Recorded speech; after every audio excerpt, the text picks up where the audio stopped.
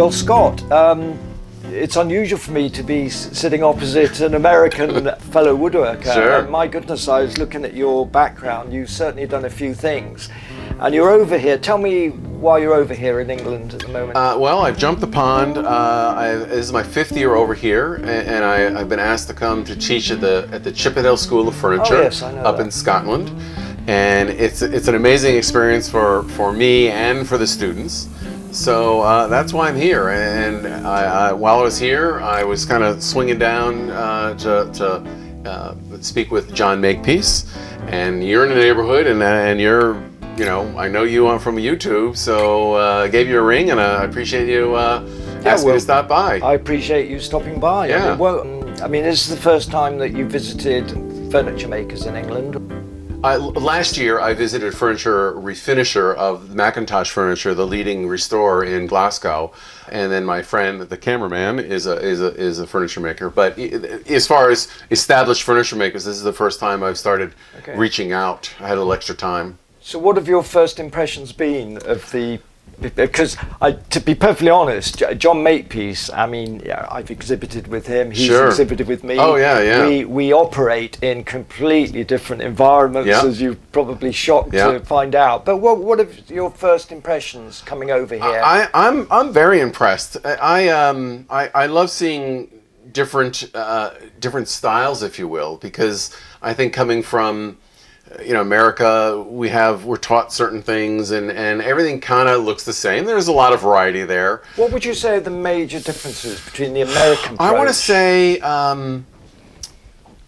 to say you might be more elegant. Maybe you're more proper, and I don't mean that in a bad way, but maybe in the design, maybe there's a little more elegancy to it. It's hard to put my finger on. Refined a bit? Maybe refined. I mean.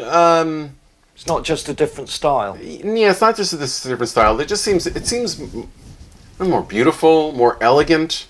Even though there's contemporary furniture, which is really my forte, but it seems a little more thought through, a little more refined. It's interesting you say this, because I can only really speak for myself.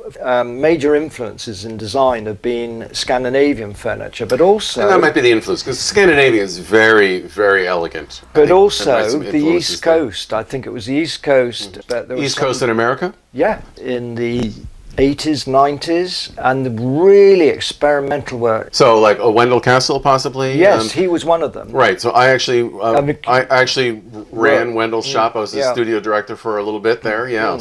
That's as refined or as elegant. I mean, it's elegant. Yes, but it's very elegant. But his work is very sculptural and a bit funky, if that's a right term. Where I think you have a little more refined furniture kind of sense. But I've always seen the Americans and the British as leading in innovation in wood, clearly. Sure. Yeah. So I think we've got quite a lot in common. And there's a sculptural sense to it. Yes, in that respect. Where Americans maybe are more sculptural. I think you have a sculptural sense, but there's still maybe a foundation in the furniture sense, where maybe the Americans maybe are getting a little funkier. I don't know. Yeah. But one thing I do enjoy about teaching here, you have more of an international community.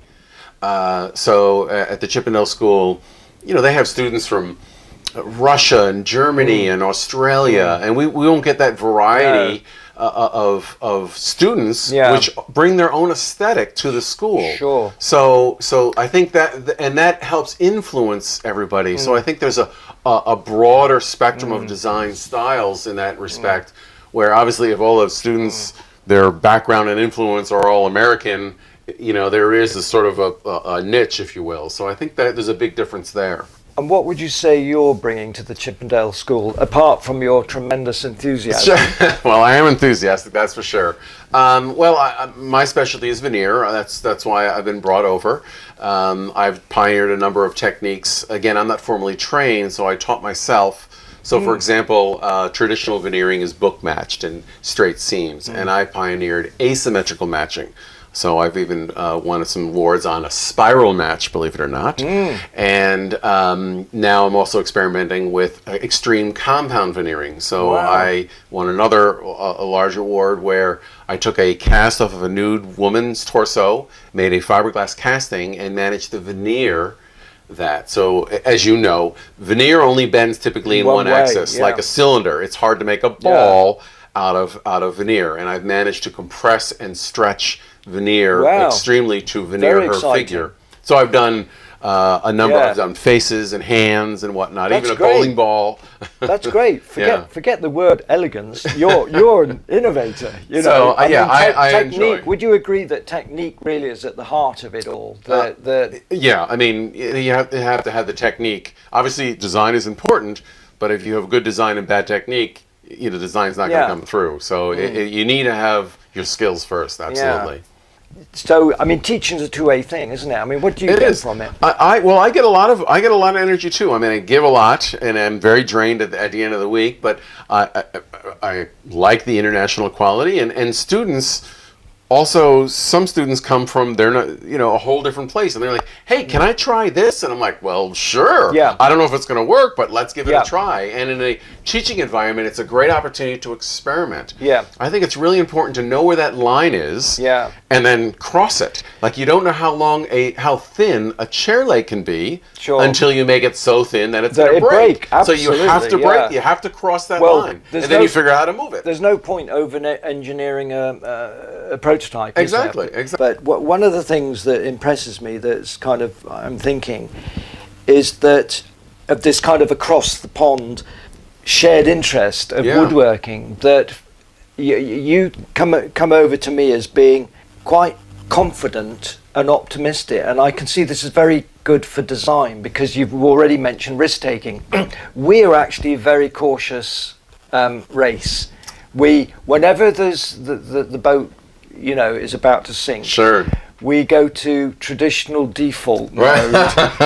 We stick. Oh, I just rock the boat. I rock the boat even more. You rock the boat. So do I, actually. Until someone falls over. Yeah, you seem like that kind of guy. I'm not typical. You're not typically. I mean, I'm chef, actually Scottish, and I think in my Scottish blood, there's a bit of innovation and a bit of rebellion. Yeah. But the British generally are quite cautious, and I think from a teaching point of view, it's great because people are trying to build their confidence, aren't they? Sure. Whether it's on YouTube or at the school that you teach at. Yeah.